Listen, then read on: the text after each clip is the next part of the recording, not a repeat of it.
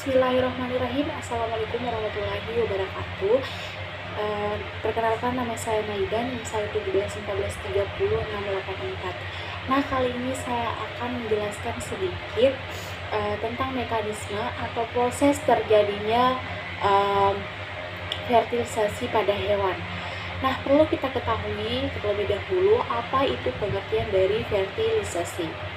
Fertilisasi merupakan suatu proses peleburan atau fusi sigami inti sel gamet jantan atau spermatozoon dengan sel gamet betina atau ovum membentuk sel tunggal yang dinamakan sigot. Sigot kemudian membelah menjadi 2 sel anakan, 4 sel anakan, 6 sel anakan, 8 sel anakan, dan 16 dan seterusnya. Fertilisasi mempunyai nilai penting, yaitu untuk mengaktifasi sel telur untuk melanjutkan proses pembelahan sel. Fertilisasi dapat terjadi secara eksternal, yaitu di luar tubuh induk. Sementara fertilisasi internal terjadi di dalam tubuh induk. Fertilisasi internal pada umumnya terjadi di dalam oviduk setelah mengalami fusi.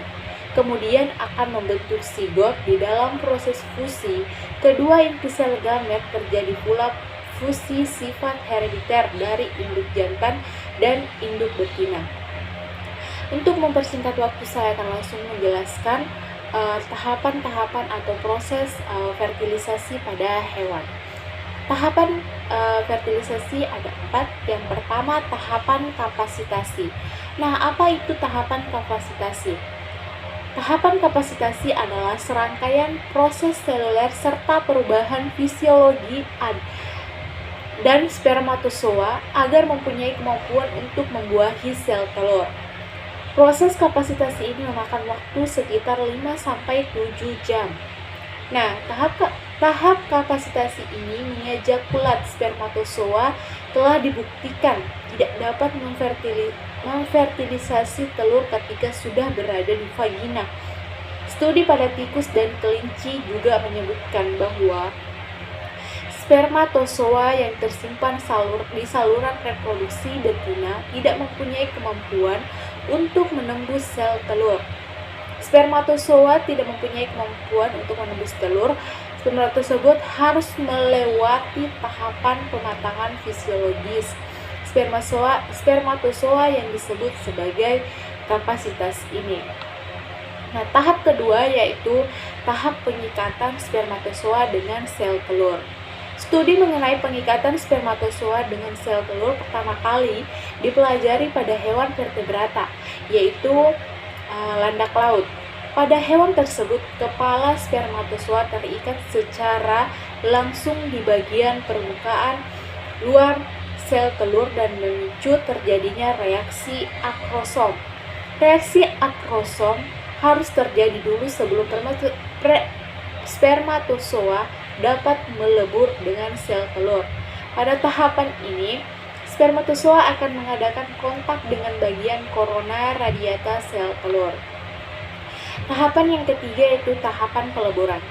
Fusi atau peleburan dua gamet menginisiasi beberapa reaksi penting di dalam sel telur. Reaksi penting yang terjadi diantaranya berada di membran sel telur. Setelah berlangsung reaksi akrosom, disusul kemudian peleburan atau fusi membran spermatozoa dengan membran sel telur. Tahapan yang terakhir yaitu tahapan reaksi kortikal. Reaksi kortikal adalah reaksi yang menyebabkan zona pellucida menjadi keras sehingga mencegah spermatozoa lain untuk berikatan dengan zona pellucida dan mencegah terjadinya polispermi atau blokade. Polispermi ini memungkinkan hanya satu pronukleus gamet jantan yang dapat berfusi dengan pronukleus gamet betina dan menjaga keadaan diploid gamet dari sigot.